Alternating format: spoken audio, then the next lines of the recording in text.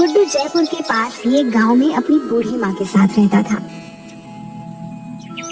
वो छोटी छोटी मूर्तियां और खिलौने बेचकर अपना घर चलाता था।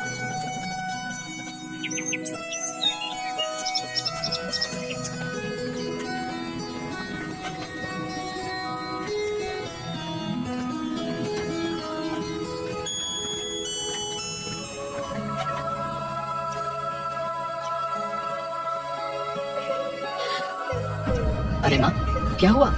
तुम रो क्यों रही हो? बेटा, वो जमींदार आया था। तुम्हारे बाबा ने उससे कुछ 50,000 रुपए कर्जा लिया था। वो अब सूद समेत मिलाकर 1.5 लाख हो गया है। हम इतने पैसे कहाँ से लाएंगे बेटा? उसने बस 2 हफ्ते का वक्त दिया है, वरना ये घर खाली करना होगा। माँ, तुम रोना बंद करो, मैं कुछ करता हूँ। तुम फिक्र मत करो। गुड्डू परेशान सा पैसे जुगाड़ करने का रास्ता सोचते हुए बाहर निकल आता है।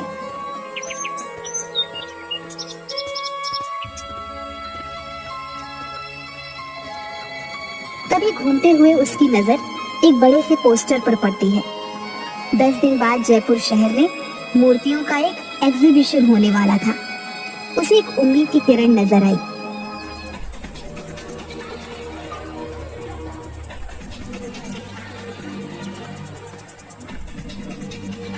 उसने तुरंत वापस लौटकर मूर्ति बनाना शुरू किया और 9 दिन की मेहनत के बाद 10वें दिन मूर्ति लेकर एग्जीबिशन में पहुंच गया। देखिए सर, ये मेरी सबसे कीमती मूर्ति है। और तुम्हें लगता है ये मूर्ति एग्जीबिशन में रखने के लायक है? पर क्यों सर, क्या हुआ? कोई कमी रह गई है क्या? कमी? गुड्डू, तुम इसे मूर्ति कह रहे हो? ये मूर्ति कहने लायक ही नहीं है, मिट्टी का कबाड़ है, कबाड़। सर, ऐसा मत कहिए। इस मूर्ति को बनाने के लिए मैंने बहुत मेहनत की है। इसे मेहनत नहीं कहते गुड्डू। ये मूर्ति एग्जीबिशन में तो क्या, कहीं पर भी रखने के लायक नहीं है। ले जाओ इसे वापस। ये मूर्ति सिर्फ कचरे के डिब्बे में फेंकने लायक है। ले जाओ इसे यहाँ से। गुड्डू की आंखें भर आई। अपनी मेहनत को इस कदर अपने सामने बिखरते देख वो बहुत दुखी हो गया। गुड्डू ने आंखों में आंसू लिए उसे देखा और अपनी मूर्ति के टुकड़ों को समेटकर वहां से निकल गया। उसके जाने के बाद करण शिंदे खुद से ही बात करने लगता है। सपने हैसियत देखकर पूरे किए जाते हैं, और तुम्हारी इतनी हैसियत नहीं कि तुम इस एग्जीबिशन में अपनी मूर्ति रखो, समझे? चाहे कितनी ही खूबसूरत मूर्ति बना लो, गरीबी तुम्हें कभी ऊंचा उठने ही नहीं देगी, और मुझसे आगे तो तुम कभी नहीं निकल सकते। गुड्डू रोता हुआ बाहर चला जाता है और सोचने लगता है कि अब वो क्या करे। वो माँ से वादा करके आया था, वो पूरे पैसे लेकर आएगा। अब वो माँ को क्या जवाब देगा?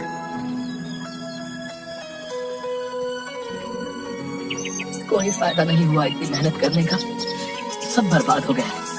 मेरी महीनों की मेहनत बिखर गई। वो उस टूटी हुई मूर्ति को गुस्से से वहीं पर फेंक देता है और वहां से आगे बढ़ जाता है। पर कुछ दूर जाने के बाद ही वो वापस पलट कर देखता है।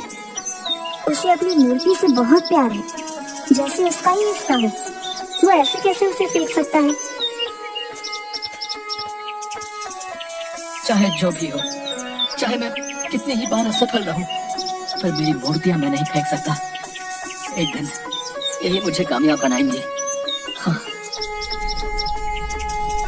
गुड्डू ऐसे ही इस मूर्ति को लेकर वहां से निकल जाता है। शाम हो चुकी थी। वो दूसरे शहर से यहाँ आया होता है, इसलिए फिलहाल उसके पास रहने का कोई ठिकाना नहीं होता।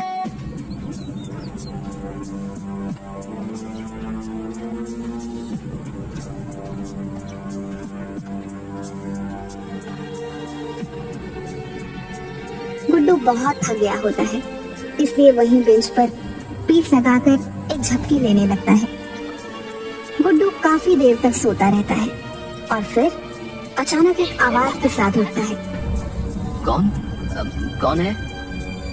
पर वहाँ कोई होता ही नहीं। अचानक गुड्डू की आंखें हैरान से बड़ी हो जाती हैं जब वह अपने सामने अपनी मूर्ति को देखता है। ये मूर्ति तो टूट गई थी, ये वापस ठीक कैसे हो गई? वो मूर्ति के पास जाता है और उसे छूकर देखने लगता है। ये तो सच में पूरी हो गई, पर ये हुआ कैसे? ये तो पूरी टूट गई थी। गुड्डू अच्छे से ऊपर से नीचे तक आगे से पीछे घूमकर उस मूर्ति को देखता है और फिर अचानक खुशी से उसकी आंखें चमक जाती है। ये तो चमत्कार हो गया, मेरी मूर्ति ठीक हो गई, मेरी मूर्ति। गुड्डू खुश होते हुए उस मूर्ति को गले से लगा लेता है।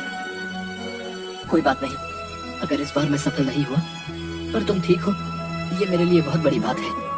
वैसे भी इस शहर में मैं किसी को नहीं जानता, तो आज यहाँ रुक जाता हूँ, सुबह होते ही चला जाऊंगा।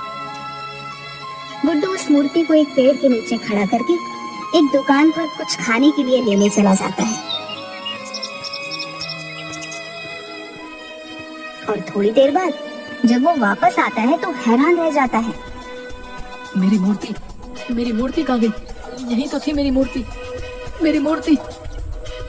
गुड्डू वहीं खाने का सामान रख आसपास मूर्ति को ढूंढने लगता है और आसपास देखते हुए उसकी नजर पार्क के गेट पर चली जाती है, जहां मूर्ति के पास एक औरत खड़ी होती है जो ध्यान से मूर्ति को देख रही होती है।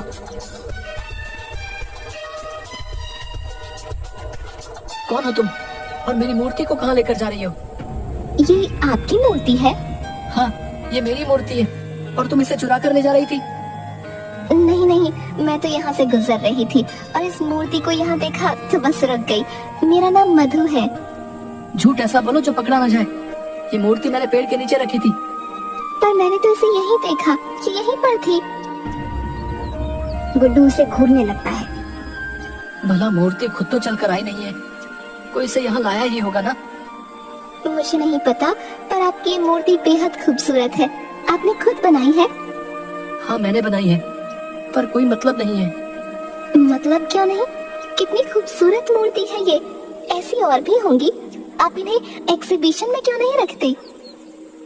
कौन रखेगा मेरी मूर्ति को एग्जीबिशन में? वहाँ तो बड़े बड़े लोगों के राज हैं और मैं ठहरा छोटा सा मूर्तिकार। अरे, इसमें छोटे बड़े की बात कहाँ से आई? बात तो तुम्हारी जादू की है। कितनी खूबसूरत मूर्ति है। तुम बहुत हुनरमंद हो। तुम्हारे हुनर में ऐसा जादू है कि मूर्ति बिल्कुल जीवित नजर आती है। हुनरमंद होने का क्या फायदा जब मैं कुछ कर ही नहीं सकता? हम गरीबों की मदद कौन करेगा? ऐसा क्यों बोल रहे हो?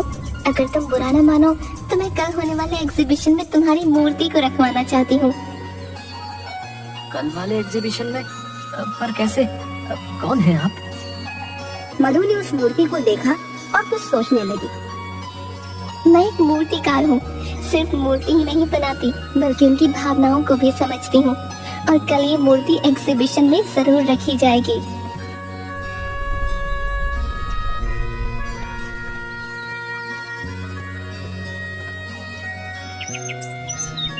अगले दिन एग्जीबिशन में गुड्डू की मूर्ति भी रखवाई जाती है, पर किसी को गुड्डू का नाम नहीं पता होता, क्योंकि ये पहली बार हुआ था जब गुड्डू की कोई मूर्ति एग्जीबिशन में रखी गई है। गुड्डू खुश होकर देख रहा था। सबसे ज्यादा भीड़ उसकी मूर्ति के सामने होती है और ये सब देखकर उसे बेहद खुशी होती है। करण शिंदे ये सब देखकर उसके पास आता है।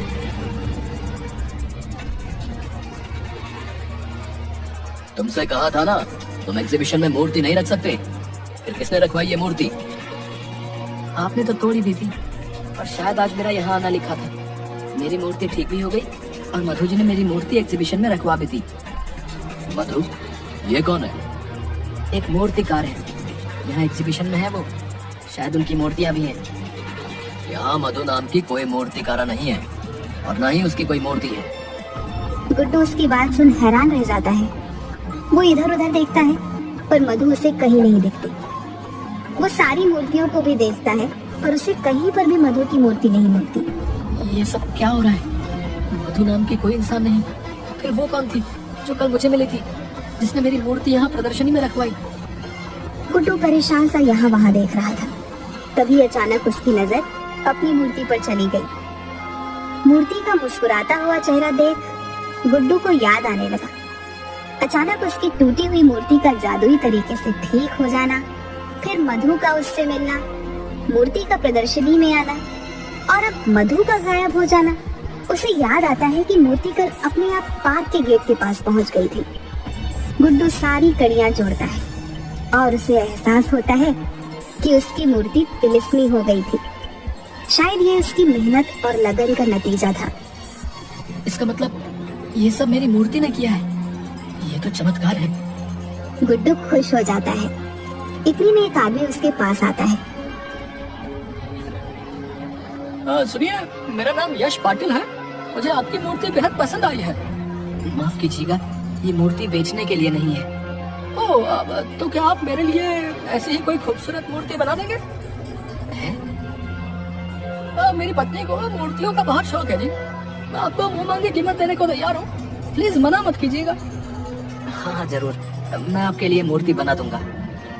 गुड्डू को वहाँ कई लोग उस मूर्ति की कीमत लगाने को बोलते हैं, पर गुड्डू नहीं बताता।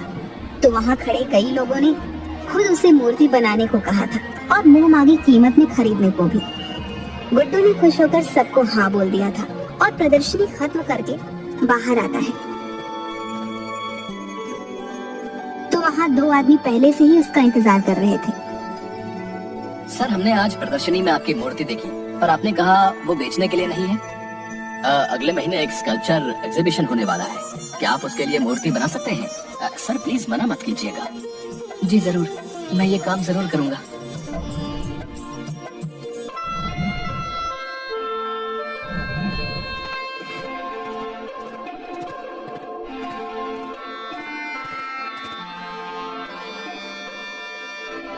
उसे यकीन हो गया था कि ये सब उसकी मूर्ति ने किया है। वो लोग 2 लाख रुपए एडवांस भी देते हैं, जिससे गुड्डू जमींदार के पैसे चुका देता है। गुड्डू की बनाई मूर्ति इस एग्जीबिशन में सबसे महंगी बिकी और गुड्डू जानता था इस कामयाबी में उसकी जादुई तिलिस्मी मूर्ति का हाथ है, जिसकी वजह से वह इतना आगे बढ़ पाया है। उसने आज तक उस मूर्ति को कभी किसी को नहीं बेचा, चाहे किसी ने उसे करोड़ रुपए ही ऑफर क्यों न किए हों।